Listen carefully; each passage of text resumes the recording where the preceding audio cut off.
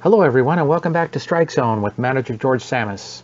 Strike Zone is a weekly program that gives you, the fans, the opportunity to ask the St. Paul Saints skipper questions and hear his insights on the team and baseball in general.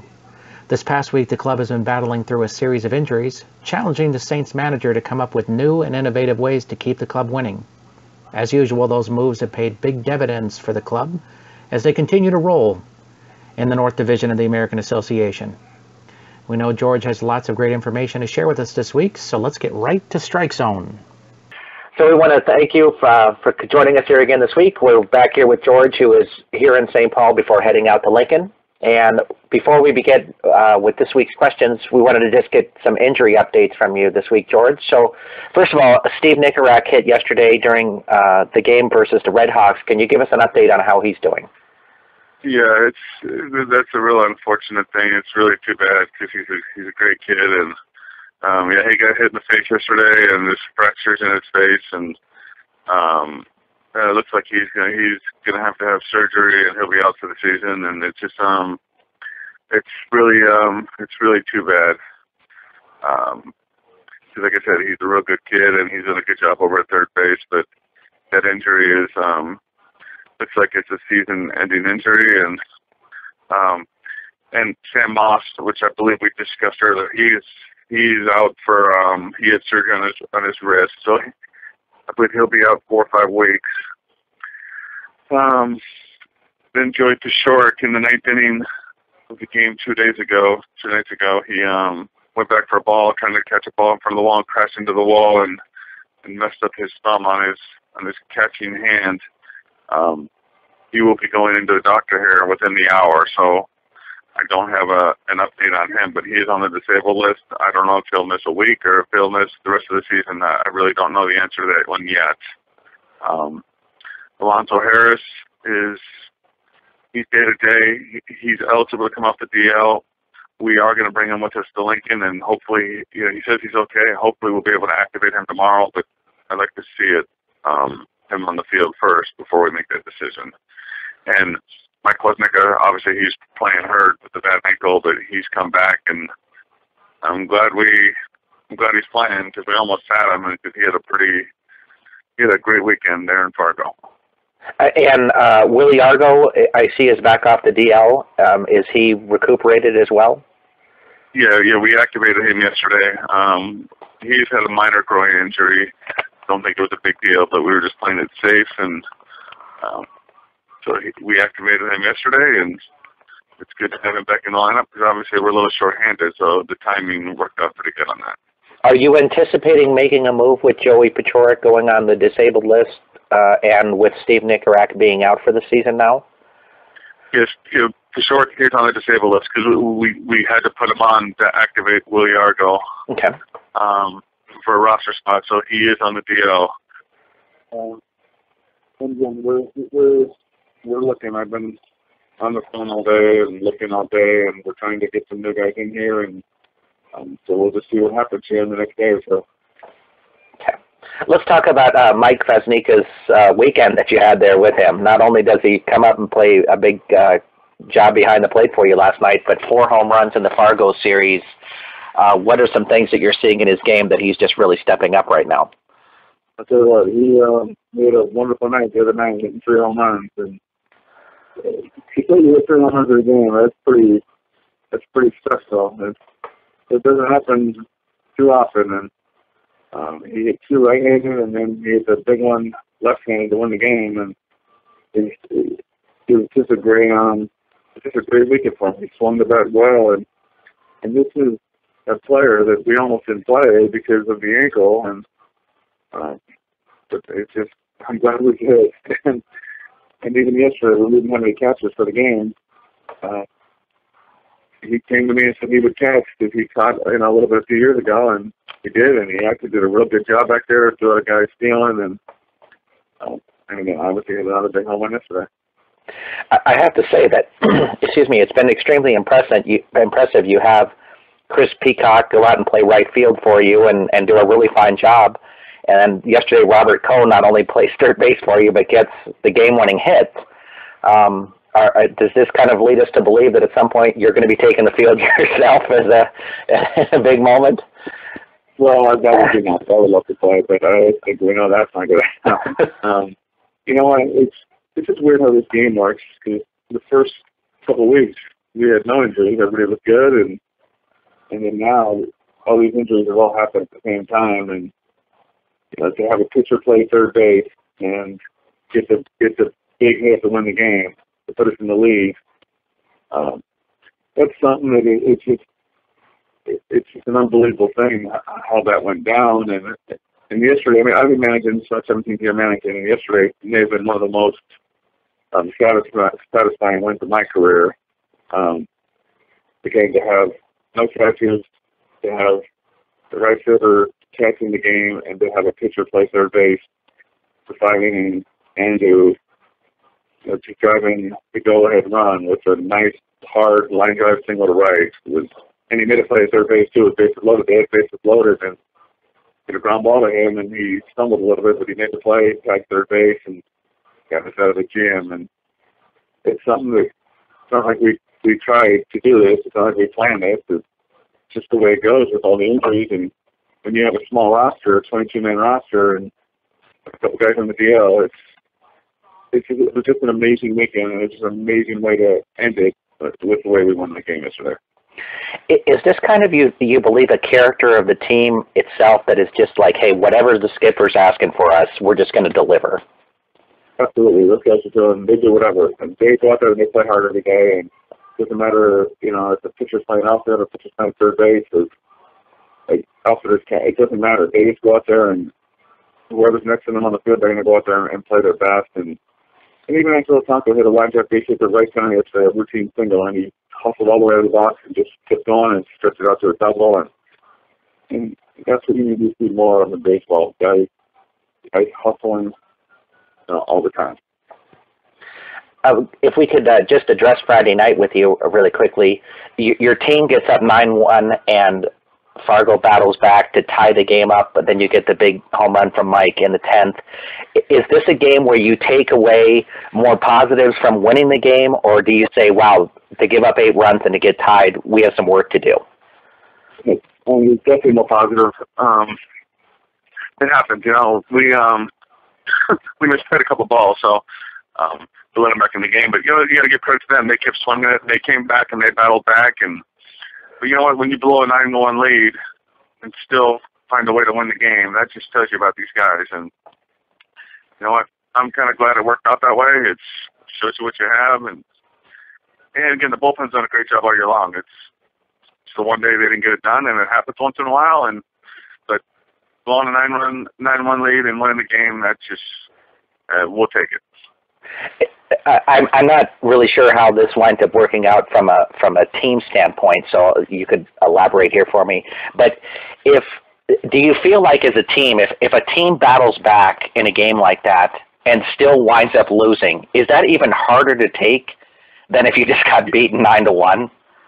Yeah, you know what? Either way, it's tough. I think it was a good thing for them that they came back like that and they battled back, and it was good for them. And you know what? I know their record; they're struggling with the record, but they have good players, and they have 2-3 good starting pitchers too. It just the ball hasn't bounced their way, but they have some quality guys there. I think it was good for them to come back like that. But after they did come back, and then we still won the game, it has to be tough on that end. Ken from Fridley would like to know if you're a believer in momentum, and if you are, how you believe that affects baseball games. Sure. We have it right now, and again, playing with confidence, momentum, whatever you want to call it, you have to believe in yourself, and the guys believe in their teammates, and we definitely have momentum right now, and we just hope to keep it going.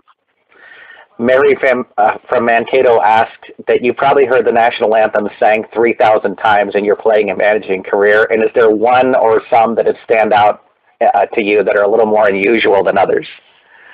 I've heard it so many times, you're used to it, and some are outstanding. You have little kids singing it; they're outstanding, and some people have some great voices.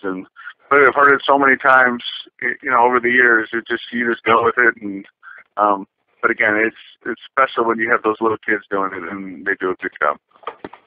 Jean from Lionel Lakes would like to know, she was looking at the Saints roster and saw some players that are listed as LS2 or veteran as examples, and she would like to know what those designations mean. Yeah, you can have a certain amount of veterans on your team. A veteran is a guy that has played 6 or more years. They don't want to have it, they like to have some young players in the league. They don't want to have it a league of a bunch of 28, 30, 32-year-old guys, so they want you to have some young players in the league, so they have these player classifications. You can carry 5 veterans. Again, a veteran's a guy that's played 6 years or more. You could have 2 LS5s. That's a guy that's played 5 years, 4 LS4s, and then you must carry 4 rookies. And a rookie is a guy that's come out of college, or maybe a guy that's played 1 year in the league. But again, they like to have a mixture of some experienced players, but they want to have some young players as well. Now, this is something that's a little different in the American Association and Can-Am League than comparison to, say, the Atlantic League. They don't have restrictions like that. Is that correct? Yeah, the Atlantic League does not. They can do whatever they want, and there's more experienced players, I guess, maybe a little bit higher level players, but they do definitely have guys with more experience. But that doesn't mean it's better. We just have some younger players, and the Atlantic League is an excellent league, and there's good players in that league, but there's good players in our league. Craig from St. Paul would like to know what the decision process is that you use when there's a rain delay about determining whether your starting pitcher will stay in. Just depends how long it is, and it depends how the pitcher feels. And I mean, obviously, if it's a couple hours, you probably want to get him out of there. But it just depends how long it is, and most pitchers, they want to go back out anyways. But you got to be smart about it. So if it's more than an hour and a half, then you probably need to consider bringing another guy in there. Carl from St. Paul would like to know, as a manager of an independent league team, do you have a plan? Do you plan as the season is going along that you expect to lose a top player or two to an affiliate baseball club? Yeah, you expect it to happen, and it's happened over the years a lot. But you can't build your team thinking, okay, well, this guy's too good, and we're going to lose him. You can't think that way. You've got to go out there and get the best players you can, and if a guy deserves a chance and they come calling, then you have to do what's right for the player. And we've had some players that have gotten back to the big leagues, and that's what it's all about for these players. So, yeah, you expect to lose them, and sometimes it happens. Most times it happens, but again, you can't. When you're building that team, you can't just say, this guy's too good, we're going to lose him, let's not go after him. You got to get the best guys possible. During last week's show, we had a question where the person who sent it in to us wanted to make a correction about the way they had phrased the question. The question was related to their child was throwing in the high 60s is what they meant. They said 80s in the original email, but was throwing in the high 60s, and they were being told coming out of high school that they should think about playing some other position than pitcher. Do you recommend that kind of change for a person? Yeah, high 60s is obviously different than high 80s. Yeah, if they're throwing in the high 60s coming out of high school, then it's probably not going to happen as a pitcher. So you may look at a different position or look into doing something else. Jake from Farmington would like to know, have you ever had a fan stop you away from the ballpark and express their frustrations with you about how the team was going? Yeah, I've heard some things at times. Yeah, people have said things, and there's times when things aren't going well. You hear them in the dugout during the game. They let you know, and you know what? The way to solve that is do good. Have a good team. Get your guys to play the right way. Hustle, and in most cases, they're right there supporting you. Excellent. John from West St. Paul would like to know what you consider to be, what was your best or your out pitch that you like to use when you were a player? My best pitch, it was a split finger fastball, and that got me there. And cause I didn't throw that hard, my fastball was a low mid-80s fastball all along, so I really didn't throw that hard. And I needed an out pitch, and my split was my best pitch. Through a cutter as well, but my split, which is, people say that can end your career throwing those, but it could save your career. I know I never would have got to the big leagues if I didn't have that split. But the year after I got to the big leagues, my shoulder was hurt, and I don't know if that had anything to do with it. Maybe it did. But I would not have made it to the big leagues without that pitch, and so that was it. So it's kind of a situation where you look at it and you say there's some definite negatives that can come out of it, but if it's helping you to get to your ultimate goal, you got to go with it. Absolutely. And I didn't start throwing that until like I believe my junior year in college. So it's not like, I know we've talked about kids throwing curveballs and throwing junk here at these young ages, so they shouldn't do it. I had trouble controlling my changeup. I just couldn't throw it to strikes, and it wasn't very good. So I just tried to split one day, and it was good, and it advanced my career. And so sometimes you got to fool around with different things. And just because my changeup wasn't very good, that doesn't mean your changeup won't be very good. You got to fool around with different grips, and whatever works best for you, you go with.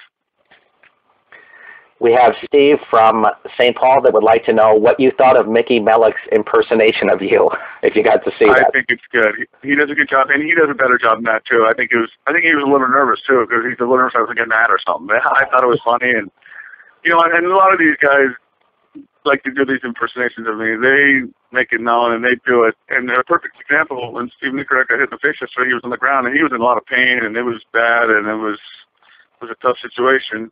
And they finally put him on the stretcher, and I said something to him, "Hey, I hope you're gonna be okay. We're here, we're here for you." And then right there on the stretcher, he kind of did an impersonation of me and talked like me, and it was kind of good to hear him do that, knowing that he was okay. But so they all like to make fun of me. How does that affect the team to see a player go down like that during a game? It was tough. It's tough to see, especially. It was tough to see.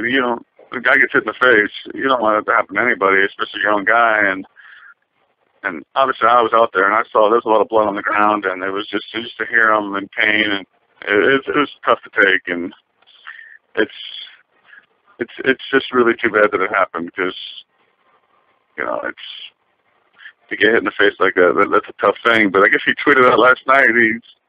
He needs his Giancarlo face mask to start his comeback. So that was nice to hear that from him. And he has the right attitude, and he's a super kid, and we hope he can get back soon. That is great to hear. He's doing well. Our last question for you this week is Jack from St. Paul would like to know what your favorite game is that's played between innings there at the St. Paul Saints Stadium. My favorite game personally, you mean, or what people do between innings? Because I really don't do much. I watch the promotions and laugh once in a while, and depends what the score is. So I know some guys in the bullpen, they have their things they do down there, and I really don't know what they do. But guys try to pass the time and keep themselves busy and do the different things. So I think Jack is looking for the games that are played between innings, like they like choose fans out of the stands to run the eye, ear, and throat race. The promotions? Yeah. The promotions? Those kind of things. Yeah, you know what? I'm liking now. I'm seriously like this. And it's, I really enjoy watching the kiss cam between innings. I think that's awesome. And you get some reactions from people on there that some want to do it, some don't. And so that's not a game, but that's right now my favorite thing to watch, because it just brings a smile to your face. You laugh about it, and so I'm going to go with the kiss cam. Excellent. Well, thank you, George, for joining us this week here on Strike Zone. Okay, good. Thank you very much. We'll see you later, okay? All right, bye. Thank you for joining us on Strike Zone this week. If you'd like to pose your own questions to the St. Paul Saints skipper, please send them to askgeorge@minorleaguesportsreport.com. Once again, that's askgeorge@minorleaguesportsreport.com. Please have your questions to us by Friday at noon, so we can give the St. Paul Saints skipper a couple of days to review questions before our show is recorded on Sunday. We thank you again for joining us. I am Rob Pannier, the managing editor of the Minor League Sports Report, and we look forward to seeing you again next week on